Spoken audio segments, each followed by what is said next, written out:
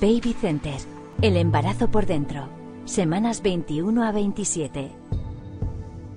Entre las semanas 21 y 27 aparece su sentido del tacto junto con sus huellas digitales. Cuando masajeas o presionas tu abdomen, puede que notes que responde moviéndose. Ahora puede tocarse la carita y lo que esté a su alcance, como el cordón umbilical. Continuará experimentando y refinando su tacto. En la semana 23 ya traga. Puede que notes su hipo. No te preocupes, esto es normal en su desarrollo.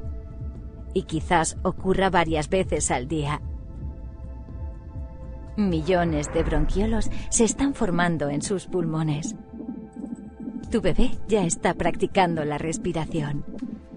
Inhala líquido amniótico en sus pulmones. Para la semana 24, un bebé puede vivir fuera del útero con bastante ayuda médica. En la semana 27, sus párpados se abren por reflejo, pero todavía no ve.